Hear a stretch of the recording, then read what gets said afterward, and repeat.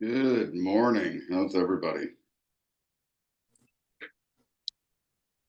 Can everybody hear me okay? Thumbs up if you can hear me okay. Good stuff. Gonna ask that everybody mutes for the time being. Just gonna give it a minute or two, and then we will get into things here. So,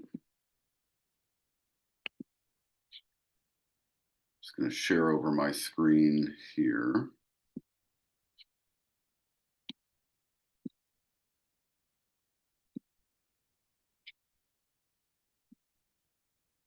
Like I said, I'm just going to give it a couple minutes here to allow others to join the room. We've got a smaller group this morning, summertime, of course, but the right people always show up. So happy to have you here, and hopefully I can provide a little bit of value for you today. Everybody can see my slide deck, convert more listings screen too. Just want to make sure we've had a little bit of changes in the Zoom dynamic as of late, so I just wanted to be sure of that. So I'd love to hear from you in the comments just on, how things are going overall in your market, scale of 1 to 10. Is it 1 being a real challenge and a grind, 10 being, you're hitting it out of the park, everything's going well. Love to hear how people are doing.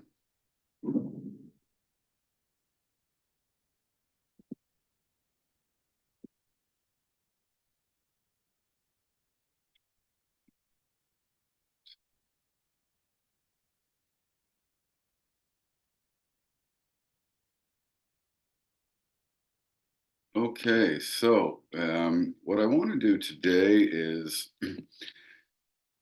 try and give you a little bit of value in terms of what's going on in the market, and I think in any market in North America right now. And this isn't any sort of a pitch or anything like that.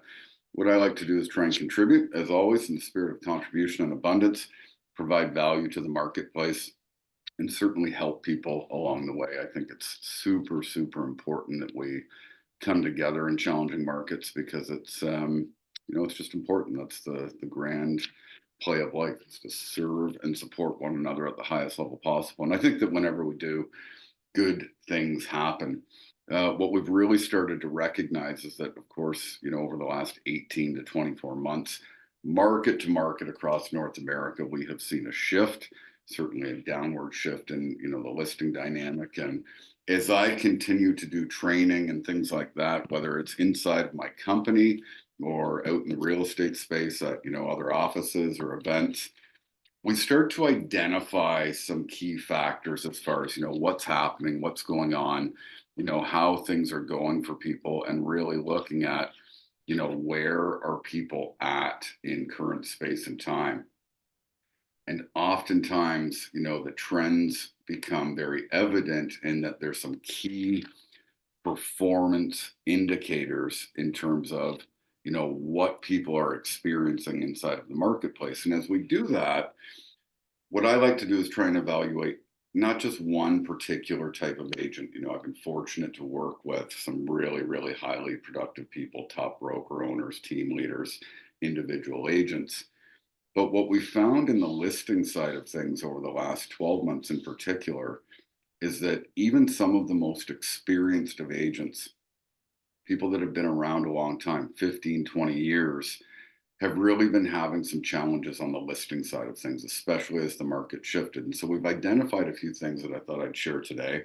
And my purpose today is really, looking at how to support you in attracting, engaging, and selling more real estate, primarily on the listing side of things. So as we get into it, feel free to put messages in the chat box. I will do my best based on time just to set the expectation. I hope to have this done under 90 minutes. I think that based on the fact that this is a Zoom, can probably get things done in about 60. But when we look at the overall picture, feel free to ask questions. If I do not get back to the chat today, send me a message. I am happy to serve and support in any way that I possibly can. So let's jump in. Clearly, the market has shifted. Okay, the market has 100% shifted. Agents succeed, though, in any market condition across North America. And that is just an absolute fact. Okay. Why is it that some agents are having great success growing their business inside of this marketplace that has, certainly experienced downward pressure, while others are really struggling? Big time experienced agents, people that have done this for a really long time, that are just getting, their first deal or two on the books as of lately. So these are the things and the questions that keep me up at night, and why it's a constant study of the marketplace, of human behavior, of understanding what it really takes to succeed in any market. And so for those of you that are new here, very brief synopsis. I was licensed in 2008. 2008 was actually a very similar marketplace to the one that we're in right now. Got started in 2008, had a very quick start in real estate, sold over 200 homes in my first 2.5 years. That was with one buyer agent, for full disclosure, primarily residential resale, or wasn't working with a builder. And very quickly, started a team, grew a team, decided to, grow a brokerage. Currently work with a company that I own called the Realty Firm. We're in 5 markets, over 100 agents, highly productive group. But in any group, despite all the, smoke and mirrors on social media and how everybody's doing well, we certainly have folks that are experiencing, much like you, much like myself, as an operator in the trenches that actually does this thing, really exploring, that there are challenges out there and things that we can revisit, even if we're really good at what we do, even if we think that we've got it all figured out. And I'll just ask again, if you're on here, please mute, just out of respect for everybody else that's listening in. Mute your volume, and I will continue. One of the greatest factors that I would share inside of organized real estate is that, I get it that a lot of people love working with buyers. It's important to generate revenue and business and serve and support our clients at the highest level. I certainly made a number of mistakes along the way in terms of not working as many buyers as I probably should have, probably some of the key clients that I didn't. And that certainly cost me business along the way. I'm very transparent about that at one point in my career, I was very transactional inside of real estate, and it cost me some business along the way. I've had to shift my mentality inside of my own sales business with my own sales team, even with, the transactional side of running a team and people and proximity, or a brokerage and things like that as well. But ultimately, I do believe in the old adage, which has been around real estate since the beginning of time: list to exist or list to last. And the reason that I think that, number one, it's so crucial to create a rock solid listing business is that it's going to allow you to do more with the people that you want to do, doing the things that you want to do with, your personal life, with the, people that you want to spend time with outside of real estate. Because real estate, yep, it's fun, but it is not our life's purpose. It's a great vehicle to serve that purpose, though. I don't know any other business in the world that has such a low barrier to entry, but gives us the opportunity to earn unlimited income. And so I think it's important to study that, but exploring the time that it provides to do more. And everybody has a different goal. Okay. I've learned a long time ago, not everybody wants to sell, 150 or 200 homes a year. There's a lot that comes along with that, personally and professionally. There's a lot of failures that I have experienced inside of that so-called success. But ultimately, if you're going to grow bigger, and if you're going to grow faster, and if you do want to scale a little bit, listings are going to be a big part of your business. There is no doubt about that. And one of the easiest studies that I can give you is what's called the buyer time study. Okay, so I want you to think about this right now. You don't need to write a copious amount of notes. I am going to send a replay as well. But years ago, I did a buyer time study, and especially in the market that we were in, multiple offers and people losing out on offers all the time. One of the things that we explored is what's called a buyer time study, which basically goes like this. Write down the number of hours on average that it would take you to work a buyer from start to finish. Okay, from start to finish. And when I say that, what I'm sharing is that when you really explore how long this takes, I want you to dive a little bit deeper than just what may be on the surface. Okay. And what I mean by that is think about it. A lead comes in, whether that's a referral, whether that is a sign call, whether it's somebody that you meet at an open house, whether you do online lead generation like I do, whatever it might be, consider that initial contact. Okay. And of course, you're going to respond. From there, you're probably going to set them up on a consultation meeting, which I hope that you do either at your office, at your favorite coffee shop, or at their house. Okay. Too often people are just giving information away without exchanging some form of time. So, a commitment to a buyer consultation. You're going to go through your buyer presentation. Hopefully, you're going to get them on a buyer representation agreement, get them set up on a search, and then, of course, you start helping them look for homes. In this market, maybe you're showing more homes 10, 20, 30, 40, 50 homes. Who knows? Think about the number of hours and the amount of time it takes when you're showing all of these properties. And then I want you to consider looking at finally somebody submits an offer, going through that process, looking at did they get the house or not? You know, in the last market, a lot of times they were offering 2 or 3 times or even 5 times, 10 times before they actually secured a property. They finally get an offer accepted. Okay. And then maybe you have a home inspection, maybe you have final walkthroughs, a lot of communication in between.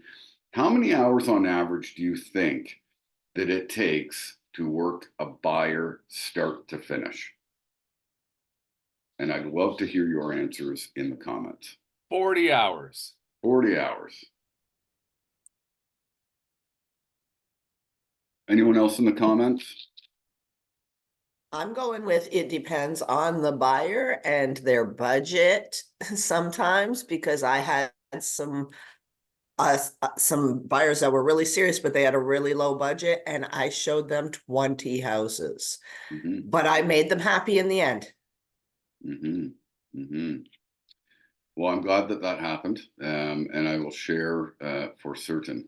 On average, what we've studied over probably the last decade and a half now is anywhere, like Justin mentioned, 40 to 60 hours. 40 to 60 hours to work a buyer start to finish. And so, guess what? You know, with the upward trajectory of pricing, which has a direct correlation with commission, that's a great thing because our price per hour of time spent has gone way up.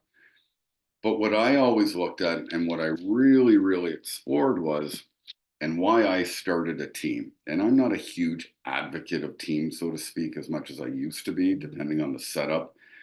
But when you really examine, if you were to take even 30 of those 40 hours back, so let's say you really created the right process where you were meeting with buyers for a consult, you were, you know, creating really good, strong check-ins along the way.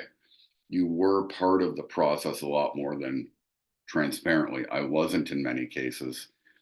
What could you do if you took those 30 hours and put them into creating more listing opportunities? When you really, really explore that number, and let's say the average commission in our marketplace, I'm just going to use an easy number of $15,000. Okay. $15,000, and you were to find somebody that was really eager to work every single buyer, whether it was a sign call, whether it was a lead that came in from online. Maybe it's not your, you know, close friends and family, the people that are really going to refer you business that you should work with a little bit more. But you were to take, you know, those people, work with them, but referring out much more of the stuff that maybe you can't handle or you don't have the bandwidth, because you're going to get very intentional and focused on creating more listing opportunities, but you were still able to pick up, let's say, a 50% split at $7,500, just as an easy number to use.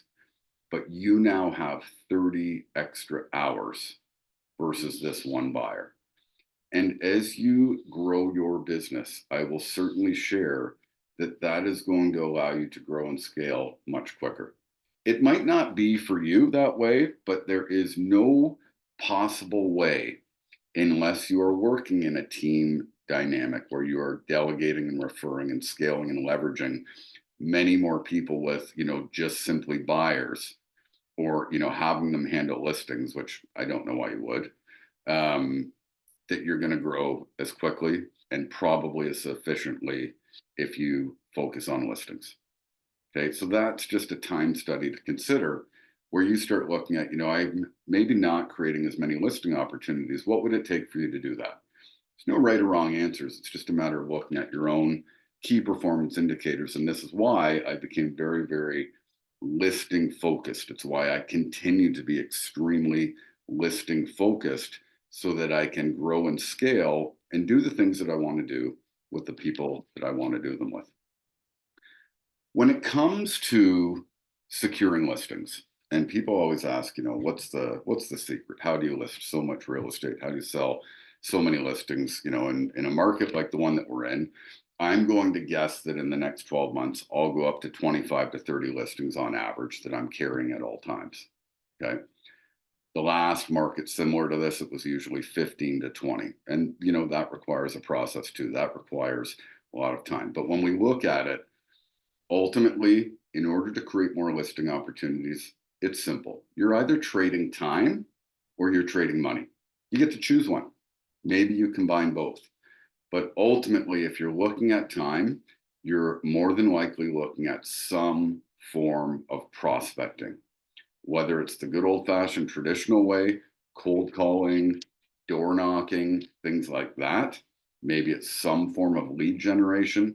Maybe it's looking at open houses as an opportunity to find more listings, but that's kind of like, in my opinion, being rewarded for poor behavior. Or it's going to be some form of marketing, direct mail flyers, working your list as far as, your sphere and really nurturing them at an ultra high level. You can do both. It may be, some form of online lead generation, but that all costs money. Just putting up a website and running a couple, low cost ads to it, it's not going to get you the metrics that are proven and predictable. But in all of this, my question to you really comes down to, are you creating opportunities? Is your, focus and intention on creating more opportunities? And the reason that I really want to hammer this home is that in this type of market where things have gotten a lot trickier to list a house, to sell a house, we know that the market is going to shift from where we were in the sense of every home basically selling very quickly and over asking and blah, blah, blah, to probably 50% of all homes that get listed not selling the first time around. Okay, that's the type of market that we're entering. And so if you're not creating more listing opportunities, you're also going to be watching a lot of the listings that you do have potentially not sell with you. And I don't care if you are the number one real estate agent on the planet, team leader, broker owner, or whoever.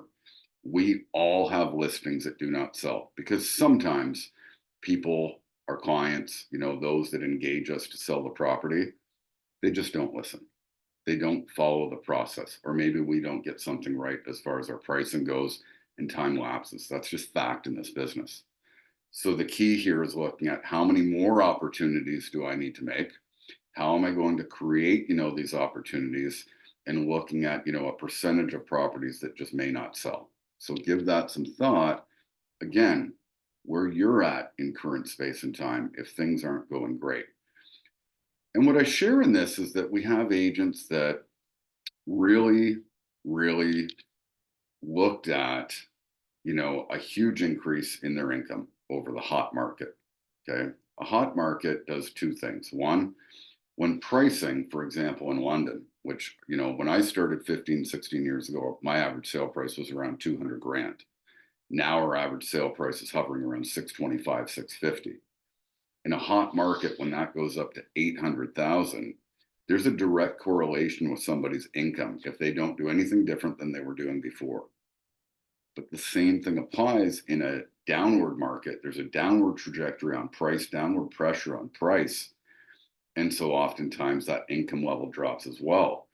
But where a lot of agents that are experienced and have these great years and years that they were like their banner, home run years that they've never had in 15, 20 years of their career, what ended up happening was that they're not taking into account, and what is currently happening is that they're not taking into account that this lack of listings actually selling is going to have a big impact as well, because it's not just the downward pressure from price and the commission dropping as far as the amount of income that somebody's earning just based on if they were to do everything the same old way that they were doing and not change anything.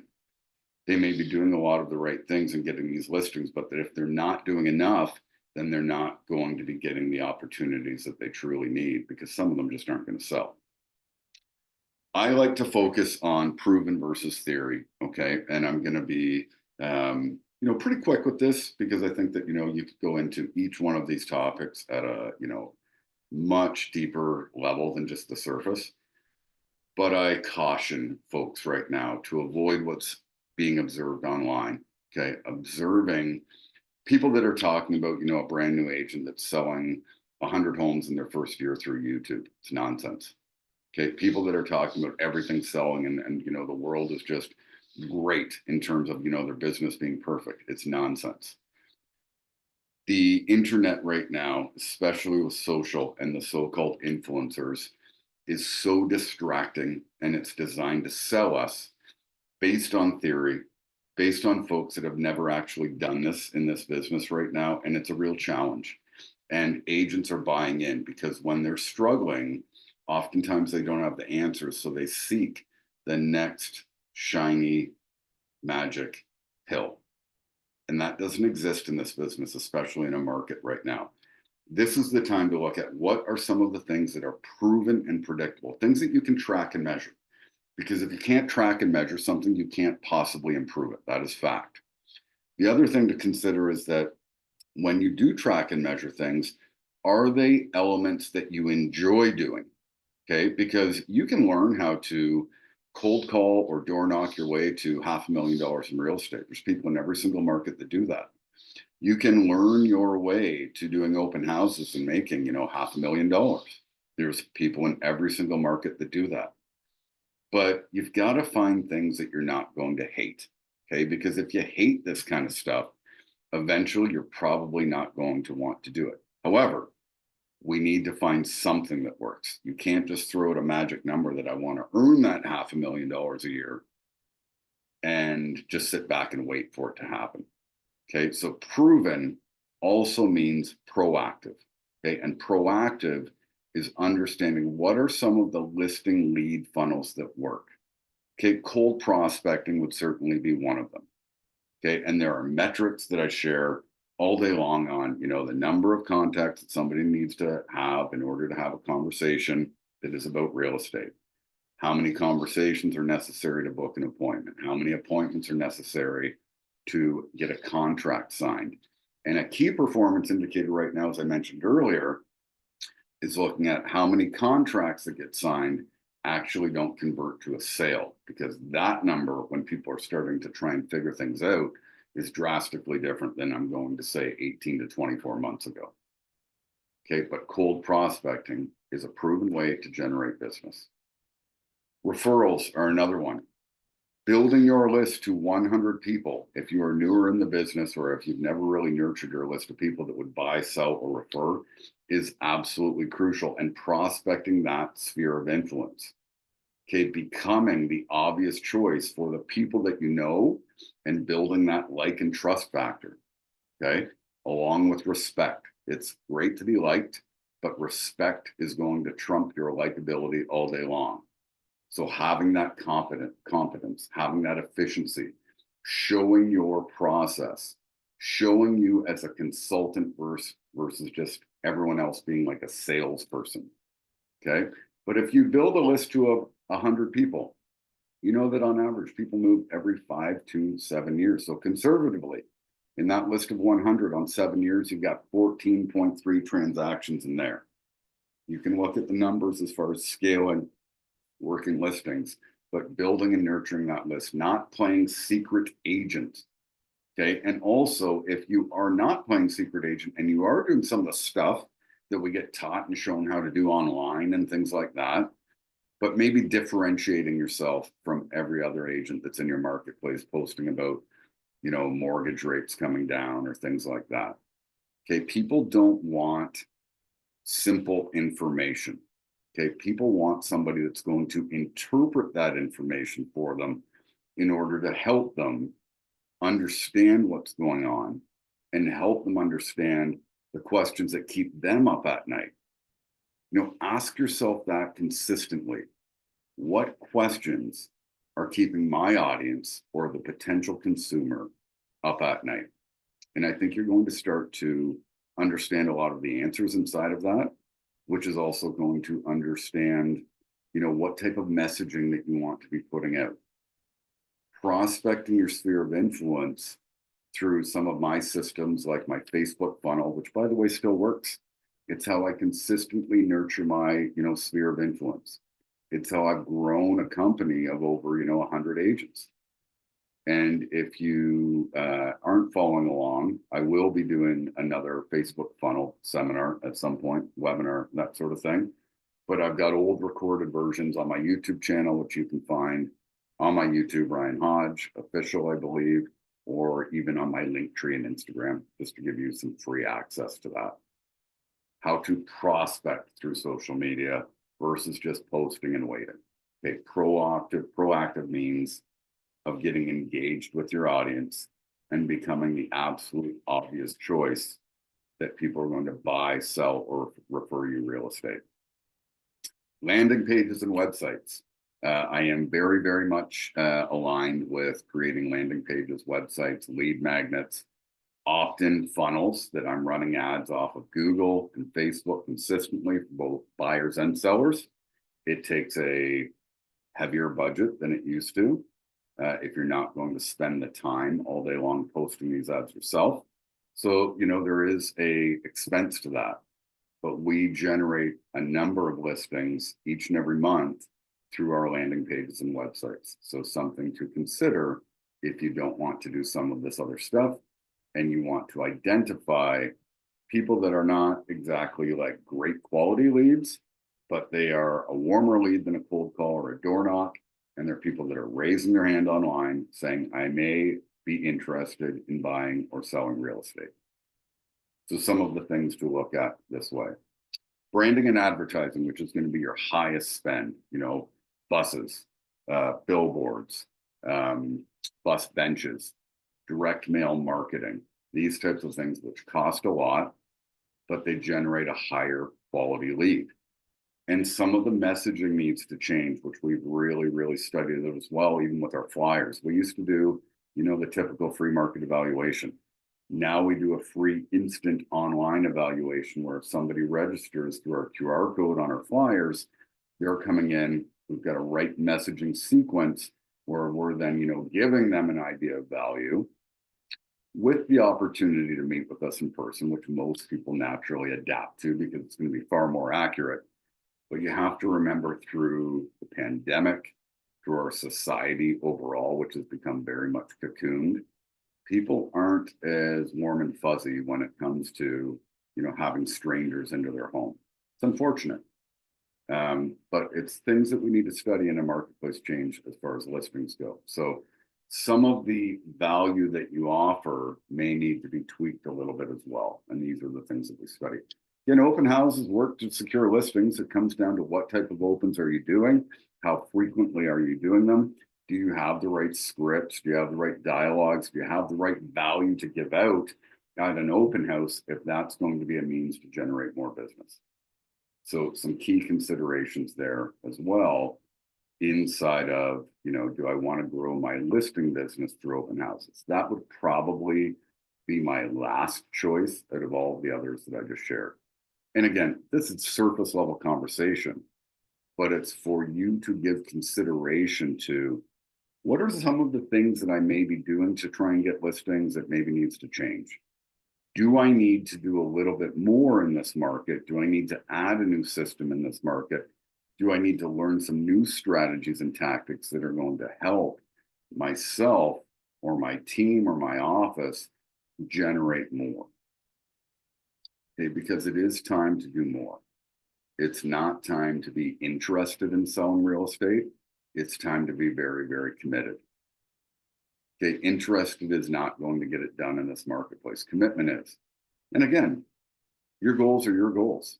Okay, everybody's got a different goal. That is super cool and the greatest thing about real estate.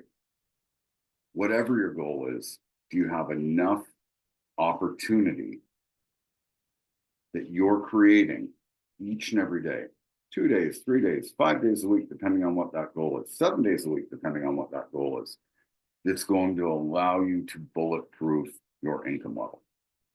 Okay, so those are some key considerations with the proven metrics, the proven strategies versus hype and theory, which I don't focus on whatsoever. If I can't track and measure it, I abandon it. And again, whatever you choose, you need a process to go along with it. Okay, it's one thing to build a website and a landing page, but do you have a CRM that's attached to it? That's a good one that you're actually going to use. Do you have the right automations, sequences, dialogues? Do you know what it is that you need to say? Do you have this set up for your open houses, for your sphere of influence, for all of the people that you want to nurture with a high, high level of competent contact, proper email marketing, the consistency with email marketing, the type of connection that you need to make through your sphere of influence is a higher level than most people think. Are you messaging through social media? Are you getting out there and being proactive on social media rather than just getting caught up in the scroll, right? And I do the same at times. It's not easy these days. But tracking and measure that efficiency right through to your appointments, to your presentations, and to your conversion level on your listings is absolutely crucial. And you're going to get a lot of answers when you study this stuff. And it's not that difficult. Did I go into a listing appointment and use a presentation or not? Did I get the listing or not? Did I get the level of commission that I desired or I didn't? Oftentimes, when you don't have that process in place, your answer is going to be no, I didn't get exactly what I had aimed to do heading into that appointment. So there's some consideration there. Tracking and measuring is crucial. You cannot be an order taker in this market. And I don't want to be offensive here, but ultimately, I do want to tell the truth. From 2018 through to 2021, most agents that went into a listing were really nothing short of order takers. Okay, even when we thought we had, the wrong price, oftentimes we just listened to the client and the client still got more than we thought they were going to get. That is fact. And of course, we become the hero regardless. Very easy to sell a house. That's not what this market commands. This market commands us to be consultants.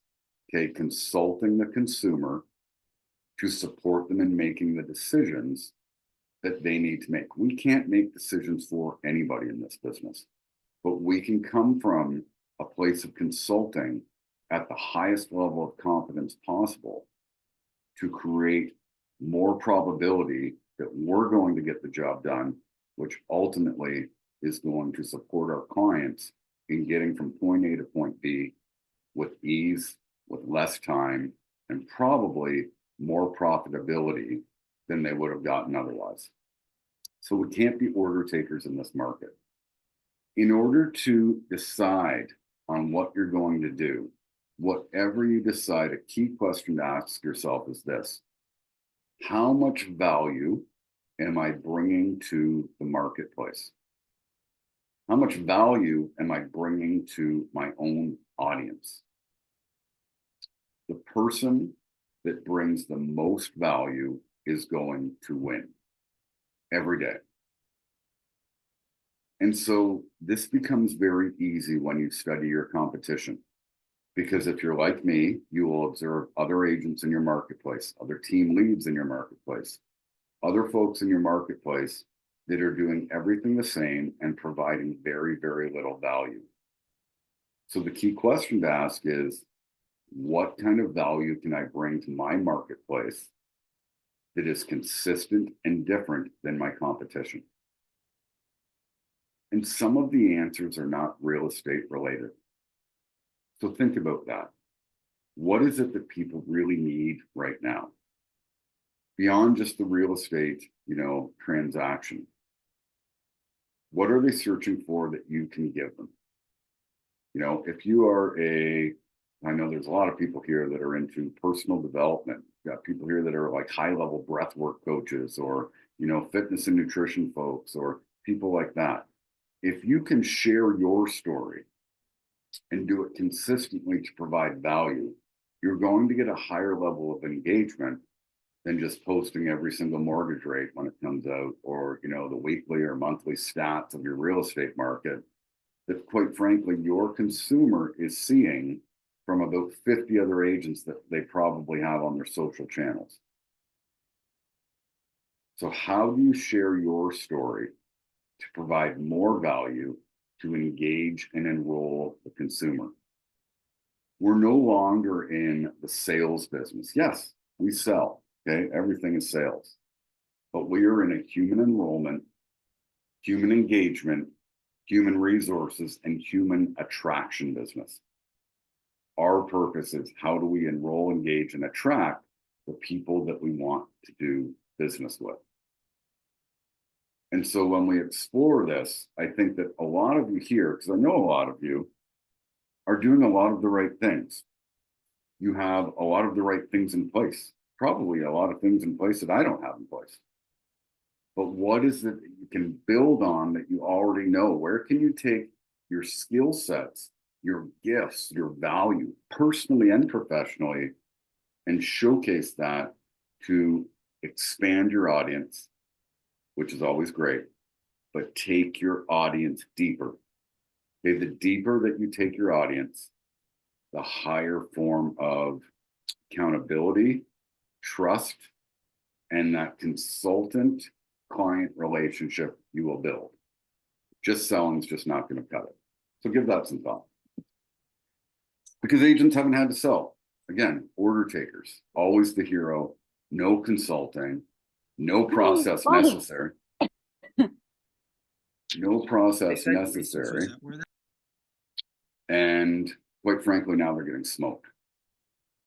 And I say that with love, but across North America last year, brokerage volume was down 50 to 60%. 50 to 60%. And I'm going to guess that it's going to be as much this year again. I'm a broker owner. I see it. And we've got a highly, highly productive group. But what we're seeing, as always, certain agents are growing their business while others are really, really challenged. Brokerage to brokerage, agent to agent, doesn't matter what model it is. Gosh, what a circus the brokerage war model is right now online. As a sidebar to that. Try and stay out of the noise, but gosh, I've seen some stuff online this morning. It's just nuts. Anyways, we don't want to get smoked. We want to have success. We want to create what it is that we desire. So we've got to avoid a lot of this noise as well. So where does the process begin? Okay, any form of lead that comes in. And lead sometimes sounds transactional in the real estate business, but ultimately all that a lead means, or the word lead, is something that came first. Okay, first contact, first in your inbox, first in a phone call, whatever it might be, it's just a lead. My question and an observation is that many agents are not asking the right questions before they get to the appointment. It's one thing to get a lead through all of this stuff, but if we're not creating the right process, the right strategy, saying the right things, doing the right things once we have that lead, our probability of conversion, which I get it, is another transactional word, but conversion means that we are getting it done. When we really, really explore that, we want to look at our process, okay? And we want to start attaching to a process, detaching from the outcome. Okay, attaching to the process, detaching from the outcome. In other words, focusing on the activity, not the results. Once we start seeing the results, positive or negative, that's the law of karma and cause and effect, by the way. Every action has a consequence, whether positive or negative. That's where we get to understand, is our process working or is it not? But I guarantee this, you will win more listing appointments by understanding the consumer's motivation before you get to the appointment. This may not be you, but I know this for certain, especially over my last few weeks of training. So many agents are not asking questions when they get called to go into a listing appointment. They're just going. They're trying to sell the client or consumer before they get to the appointment. And that's an immediate no-no. Okay, all of this hinges on value. How much value can I provide? And it hinges on what is your process. So I'm going to share not all of them, but some of the ways that we work our process without selling anything before we go to an appointment. So some key questions. I think, whether you get a buyer or seller lead, number one question that you can ask anybody is, are you looking to make a move in the next 3 to 6 months? Somebody calls me off a direct mail marketing flyer, or they register on my website, or they call me, based on a referral. I am going to ask them, are you looking to make a move in the next 3 to 6 months? They may say they're a year away. They may say they're 2 years away. They may say, no, we're actually looking to move sooner. To be honest, I don't really care about the answer as far as my process goes. Certainly I have, compassion and want to find out more about them, but that will often give me a good indication of motivation. There's other questions to ask without asking them about anything related to what their expectation of you as a realtor is, which I think we get very, very wrong in the upfront conversation. Ask them, are you upgrading your home or are you downsizing? Are you moving in and out in town, or are you moving out of town? Always answer a question with a question to get more information. Okay, answering a question with a question is going to do wonders for you as far as getting more information. It's going to oftentimes volunteer motivation. So oftentimes when I ask if somebody's moving in town or out of town, somebody might say to me, actually, I just need a value because I'm going through a divorce, which tells me that they may not be serious about selling their home. Or they may say, I'm actually just looking for a letter of opinion for my, parents' estate to start. You start to gauge motivation, which allows you to move through a process in a number of different ways. It's a very, very similar process, but you're probably going to approach an estate sale letter of opinion by not bringing, everything that you want to showcase to have them sell their home that day. Right? So understanding and getting inside of the mind of the consumer is critical. Key question and a big difference. Have you been following along with the market? Have you been following along with the market versus what do you think your home is worth? Okay, when we say to somebody, what do you think your home is worth? To me, we're identifying that we don't know what their home is worth. We might not. But the consumer is saying, well, this is why I called you. Okay, they don't need to advise us that they know what the home is worth. Oftentimes, if you ask the question the other way, have you been following along with the market? They're going to volunteer that, yep, I saw the house down the street just sold for $850,000. You start to understand the language that they're giving or the answers that they're giving you that are going to help you really figure out where they're at before you get to the appointment.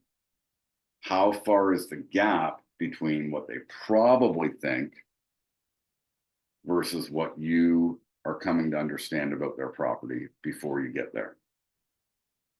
Asking them, have they done any recent repairs? You know, do they understand, how much value they put into the property, or how much, financially have you contributed to the property since you've owned it? Sometimes people will say, $300,000. Oh, do you have a list of all the repairs and contributions and upgrades that you've done? Because we know that that number can be heavily inflated by the seller at times. Other key questions: will everyone on title be present at the appointment? Okay, there's nothing worse than going and delivering 110% and one of the partners in a marriage or relationship, one of them's not there. A, you're going to have to go back likely. B, when you're there and there's both of them, there's a chance that they may sign the listing that day. If one of them's not there, you know that you're going to have a much greater challenge. Not that it can't work out, but it's how to increase and improve our efficiency and conversion rates. Asking, how many agents are you interviewing? They may say just you. But if we don't ask, then we don't know. And I went to an appointment a few weeks ago, a listing that I now have. One, I didn't ask if the spouse was going to be there. She wasn't. Two, the call came in and it sounded like he was ready to list his home with me right away. But I later found out that he was interviewing multiple agents. I think he said 6. When I walked out of it, I thought there's no way I'm getting this listing. Fortunately, whatever I did, it worked. I got the listing. I think it's because of the heavy marketing that I have in that area. But I thought there was no way I was going to get it. But it reminded me, go back to my process, ask some of these questions, because 9 times out of 10, there's no way I'm getting that listing. So asking about how many agents they're interviewing is crucial. And I always like to try and go last. So I would just ask, when are you hosting agent interviews? Monday to Wednesday, between 9 and 2. Love to come in at 1 o'clock on Wednesday if possible. And a simple question, Mr. and Mrs. Seller, if you like me and I like you, and, we come to terms with, the price and my marketing plan and things like that, when do you think you'd like to be, on the market? It's a very direct question, but as you go through all these questions, that may tell somebody that they say, well, we're not going to be doing anything until the new year. Or they might say, yep, right away. Ask the questions that are going to improve your efficiency. Ask the questions that are going to help you convert more listings. So some key questions to ask. So how to become the obvious choice? One, and a massive, massive identifier, an observation and a learning that I've had over the last month to 2 months inside of my office, but really looking at this when I talk to other agents, whether they're coaching clients, whether they're one-on-one clients. Most agents are using one method of pricing. What do you think it is? Type it in the comments.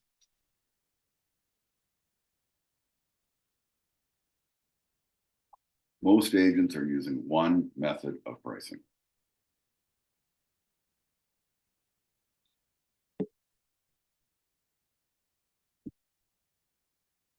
Bingo, comparable sales. Okay, comparable sales. And that is very, very typical. I had some great conversation. We have a team that's in one of our markets outside of London that came in last week or 2 weeks ago when I did this presentation live, or parts of this presentation live. They had come from a large brand, which I've got a lot of respect for, but they said in 20 years they had never been taught to properly price homes, and they do exceptionally well. I'm not saying that you can't get to a really good successful result by using comp sales, but my question is, how do you become the obvious choice? Okay, how do you differentiate from your competition? And I'm going to share that there's a number of methods to properly price homes and give a different approach. So I'm going to give you today 5 approaches to value that you can take. These are the 5 that we take on any of our listings. Okay. So the first approach to value that we look at is what's called the assessed value times multiplier and an additional increase, which is market dependent. Okay, assessed value times multiplier and an additional increase depending on the market. So, for example, let's look at a place like London, Ontario. I will get an assessed value from, the appropriate report, or whether it's Geo Warehouse or Impact. You're getting that low number assessed value. Current market multiplier, for anything under $1 million here, it might be a little bit different, over $1 million, but I'm just going to give you these numbers. And these are just examples from my market, is usually 2 to 2.3. You're taking that assessed value, you're multiplying by 2 to 2.3, depending on area. And then usually you're adding 100 to 150,000. Okay, that's one approach. Second approach is the purchase price plus appreciation, which is a percentage, plus contribution value divided by 2. Purchase price plus appreciation, percentage, plus contribution value divided by 2. So for example, on average for many years, London, Ontario's real estate market went up 2 to 4% per year. You can look at, the other factors and decide, was it 2% to 4% per year for that particular home or that particular area? It is understanding the market a little bit better as well. 2 to 4%. Appreciation is that percentage. Okay, so you're adding it year after year. Now, what we've seen though is that we had, for example, in our marketplace, 2019, 2020, 21, you could look at 25% increases on average, 15 to 30% on average increase through a few years of our market. But then we had a year where the market went down about 25% as well. So these are the factors to look at. Now, if somebody bought their home in 1970, this is probably not an approach that you're going to take. I then look at what amount of contribution the client put into the property. So let's say they said they spent $100,000. Did they do the work themselves or not? That makes a difference, obviously, with labor. But for whatever the number usually is, I'm usually going to divide that by 2, because we know that if somebody put $100,000 in landscaping in, they're not going to get the contribution value back like they would if they did, kitchen and master bedrooms and things like that. So looking at that element as well. That's purchase price plus appreciation plus contribution divided by 2. Third, you've got your square footage approach, which I know some of us with different systems, we're starting to figure that square footage is going to be a little bit different. My understanding is that, the cost per square footage is being approached by these systems so that we do have a little bit better information. The square footage approach basically says that you're going to take the above grade square footage and multiply it by the average cost per square foot in that area, and doing the same for below grade as well.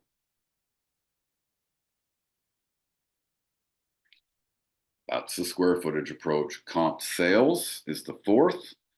I don't look at what is active unless I've got stiff competition in, let's say, like a high-rise condo building or, on a street that's saturated with listings. Usually I look at what is sold only. And my dialogue to the seller, because that so many of them say, well, the house up the street's up for $899. I don't look at what is active. I look at what is sold, because anybody can put their house up for sale for whatever they like. I'm looking for results, and it's in order to help generate you results. So that's where I look at comp sales. I'm usually pulling comp sales on the street for a 2-year window. So that's close proximity. And then I might look at area for 3 to 6 months. And somebody like Justin, who deals in farms here in London and surrounding areas, I'm sure this might be a little bit bigger window or, area or, snapshot of what you're looking for, but I'm just trying to give you some perspective. Finally, and only as an option, would be an appraisal. I find appraisals helpful with 2 things. One, a very unique property where it is really hard to use any of these other approaches, or 2, a very difficult or unreasonable seller that may pay for the appraisal, or that appraisal is going to be a frankly, a negotiation with the client in order to get the job done. But appraisal, very, very seldom do we use them. But it is a fifth approach. So 5 approaches to value. So what I'm really looking for is using these approaches and developing a range. See, whose price is it that gets a home sold? It's not mine. It's not the market. It is a willing buyer and a willing seller. Okay, it's the willing buyer and the willing seller that determine the sale price.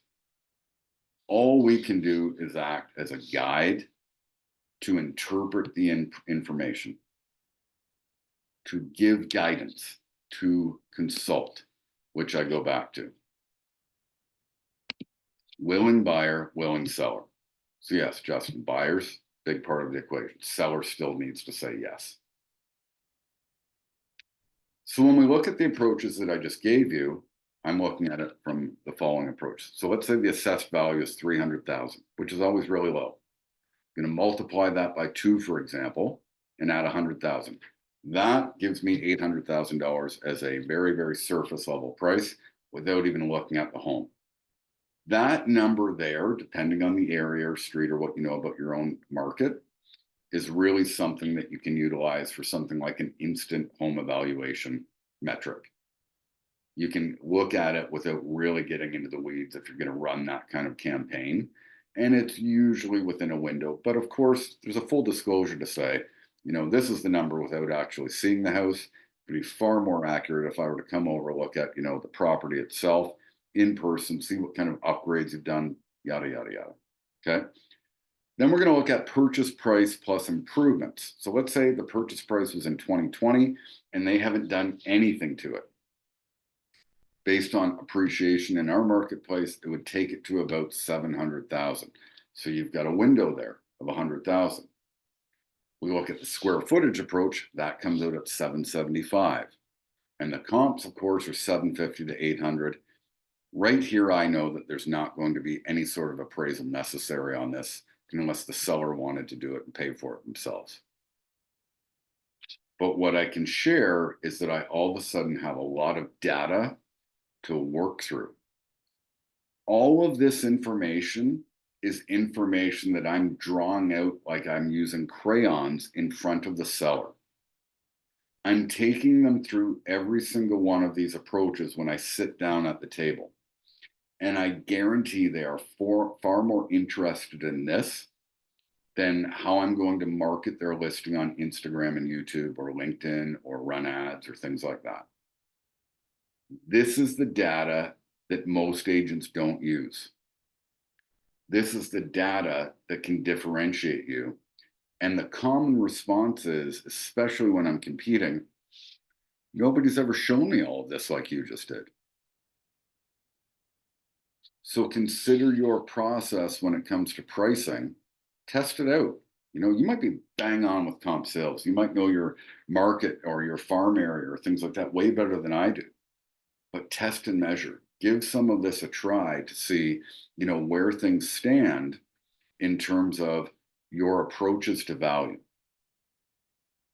And I assure you that people will respond looking at you as a much more competent professional and consultant versus the average agent that's just going to bring in comp sales.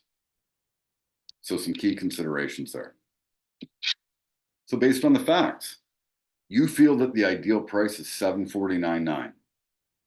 I then give 3 options. I draw it out like a funnel, showing them what is an aggressive price, $699.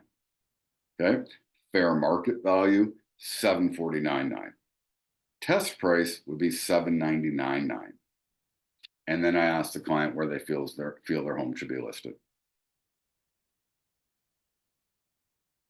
Fair market value, and a key word to utilize in anything you do in this business is fair market value appears to be reasonable. Would you agree? And if they don't agree, that's one thing. You get to make a decision based on that. But oftentimes it's psychologically proven People don't want to feel like or be told that they are unreasonable. So planting those seeds as far as the word reasonable is a really, really strong approach. Oftentimes, you know that the seller is going to want to list higher than you think it is. It's great when they say, I want to unload this 699.9. Great, fantastic, awesome. You may get multiple offers even in this market at that approach. But really looking at where it stands and giving them options and your full approach to data and consulting them, I think is going to go a very, very long way. You also get to determine how much is too much. So if the agreller or if the seller agrees to test the price, go with fair market or go aggressive, I'm of course going to take the listing. Okay, those are three different prices that I am comfortable taking that listing. I know that in many cases it may be a two-step, hopefully not, but sometimes a three-step or four-step process as far as an adjustment goes. If they decide that they want to list it above the test price, I'm probably going to walk away from that listing. That may not be your approach. Some people say list anything because you're going to generate buyer leads. I don't want to go that road anymore. I want to list and sell the properties that I take on. I want to have that relationship. I don't need to convert a few more buyers out of my listings. Maybe you're a little bit different, but I know it becomes very frustrating. And I also know the amount of times that I walk away from a listing and a seller goes with another agent that tells them anything that they want to hear just to get the listing. So often when that happens and the listing doesn't sell, I get the call back, which allows me to get the right price right away, probably with a higher commission rate than they were paying. The deal gets done, and I am again the hero. I want to be and create, an opportunity for my clients to be raving fans of mine, where they're going to have such a world-class experience from marketing to service to communication to pricing and results that they're going to tell all their friends and family about me. So taking that ultra high price, I think in the end is going to cost more business down the road. But you get to make that decision for yourself. Okay, so that's where we decide on where we're at. But again, wherever you land, you need to set the expectation up front about your marketing plan, about your listing to sale time metrics, and about your average list to sale price ratio. So this is some homework for you to understand, how you perform in your own marketplace. I know that over 15 years, I can safely say that on average, my list to sale time is about 19 days. So after 21 to 30 days, and I show them everything that I do up front to market a property, I go through every single step usually, and I can either say it, or if somebody wants to visualize it, I can do it off my Mac in a presentation and show them exactly what the expectation is for marketing. Whether or not I'm going to do an open house, which I just did one the other day, and that was the first one I've done in over a decade. And looking at setting the expectation, sharing with them my list to sale ratio, and giving them an expectation for communication that I'm going to speak to them every Monday and every Friday, no matter what. Even if we don't have showing, even if we don't have activity, they're going to get communication from me. And having them understand that in that first 7 to 10 days, or in this market, maybe it's 21 to 30 days, they should expect, or what we're really wanting are 8 to 10 showings with qualified buyers, a hint of an offer, or a sold house. 8 to 10 showings with qualified buyers, hint of an offer, or a sold house. If we are not getting that, then there's probably something that's off. And really, this comes down to three things. The promotion, which I've just covered. I've gone over every single thing that I'm going to do. I'm going to ask the seller if there's anything that I didn't cover that they would like to see, in order to market their property. And usually they're going to say, no, sounds great. But I've covered that off so that 21 days or 30 days later, they're not going to come to me and say, Ryan, you're not doing enough to sell the property. They're going to say, what do you need to do to sell the home? I've set the expectation of what we're seeking in that first 3 weeks. And by doing that, what it creates is almost an automatic reduction process, because they know that if they're not getting the results, they're usually calling me saying, Ryan, what do we need to do? Or they know that on day 21, they're probably going to get a message or a call from me saying, hey, this is all the marketing that we've done. This is, again, the process that we've taken.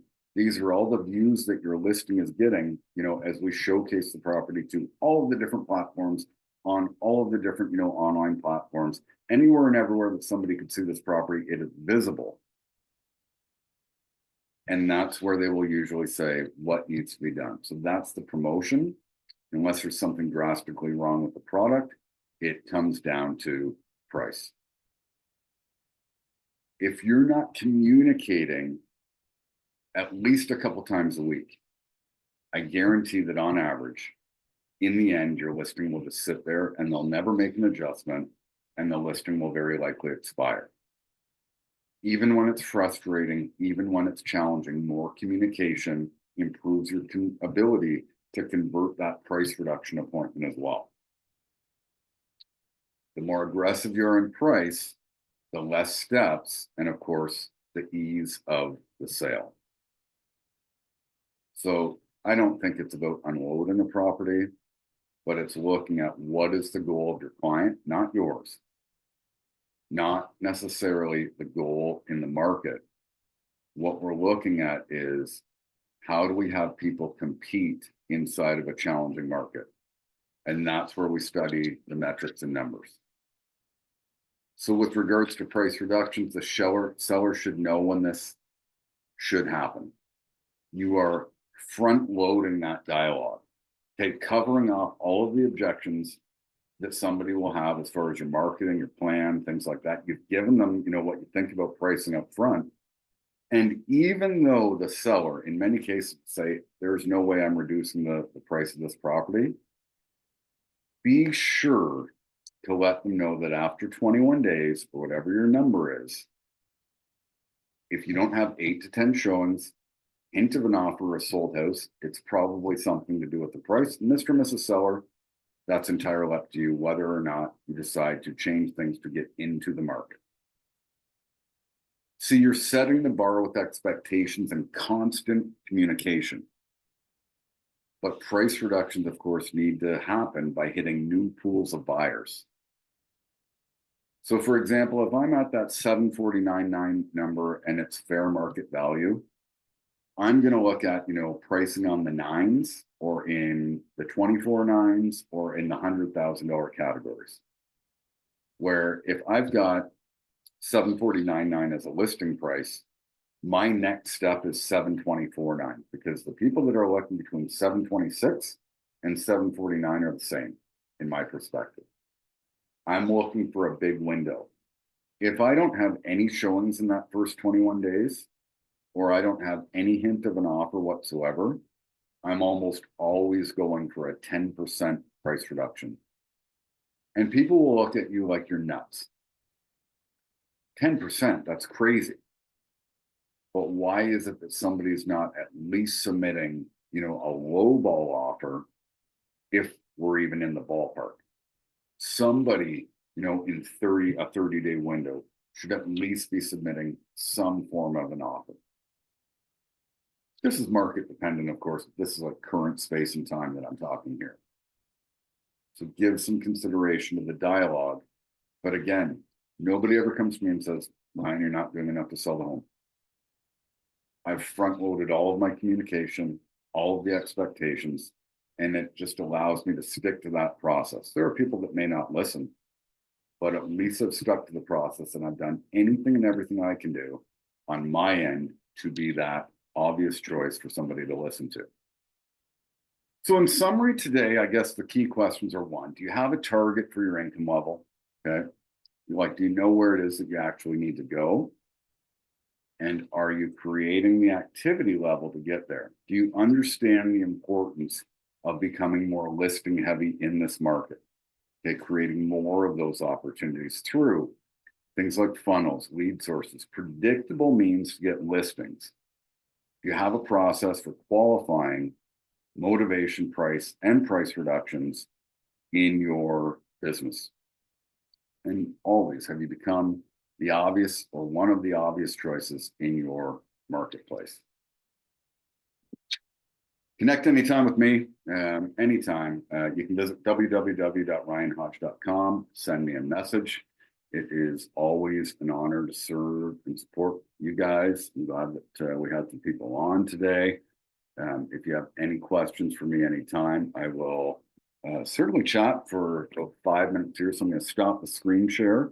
If you guys want to ask any questions that we can cover off right now, I'm happy to. If you've got to run, I know I've been a little bit lengthier than the hour that I said, but here we are. So thanks for listening. Any questions today? You can put them in the chat. You can ring in. Thanks for putting this on, Ryan. Good to see your smiling face as always. You too, brother. We were Sunfest, what, 3 days in a row, a couple weeks ago. That was fun. I was back for Ribfest here too last weekend. There, you should check out my YouTube video. I had a good time there being a judge once again. It's my 4th year. Right on, Yeah. man. I love it. Well, I love seeing you in the community, and I think we're due for another chat soon. Yeah, we gotta have chapter 2 of that story that we started there. Yeah, for sure. For sure. So your approaches to value are interesting. I've never actually hit them on bullet points, but I do talk about a couple of those. Like square footage is an interesting one. Like condos are pretty easy with square footage, but you get a lot of pushback on, if you get a split level home that's 1/3 renovated and the other 2 are still 1975, you've got to adjust those values for the updated versus the original. So it gets a little tricky at times, but it gets people on your side. So I really appreciate you sharing that. It gives some more depth to that conversation for sure. If I can share a little bit of insight on that too. At our company, I created a group called The Price is Right. And so anytime somebody has a listing coming up, maybe they don't want to volunteer the address, or it hasn't hit the market yet, or things like that, they will put their listing in the group and get a lot of comments on price. It's kind of like a broker open just online, right? Or a pricing party that a lot of people do online. One, it certainly gives good feedback as far as what some of your colleagues or peers are saying. But 2, I take all of those comments and I bring it to my listing presentation or to a price reduction presentation. But I will often ask inside of that group, what do you have, right now for average square footage? So a lot of people that work with, good, strong builders and new construction, like they'll ring in and share. But I might ask, what do you think square footage is in this area? I can certainly look at the data I have, but it's helpful to get that collaboration and communication inside of it as well. Yeah, definitely. I think the square footage, like some agents dismiss when you say to them, well, hey, $400 a square foot is reasonable. And they're like, well, it's not new construction. You can't price it at that point. But you got to remember, like it's interesting. You look at some things and you remember there is a value to the lot, right? So for sure. I look at that model a lot because I deal with these farms. So I'm looking at the land, I'm looking at the buildings, I'm looking at the house, and I'm trying to put it all together to get a decent number. Yeah. You got a much bigger animal to work with those. Yeah, it's highly variable with that. It's like, for example, I just sold 6 acres down in Elgin County, 750 with 7,000 square feet of commercial buildings and a 4-bedroom house. I had 150 people through the open houses over the weekend, and we were $100 over list. Really? I priced that bang what on. What it go at? 10 offers. 750. Wow. 6 acres, 154-year-old house, 7,000 square feet of outbuildings, and 6 acres. That's and then wild. One I've got now that I'm working on putting up in a week or so, I've got 10 acres on the edge of the city, and it's got a way better house, not as good buildings, but it's 1.3. Really? And that's fair. But what's interesting, you go out another 20 minutes, you can get 50 acres with a house for 1.3. Yeah, for That sure. 20 minutes makes all the difference for somebody's daily drive, right? Totally. Yeah.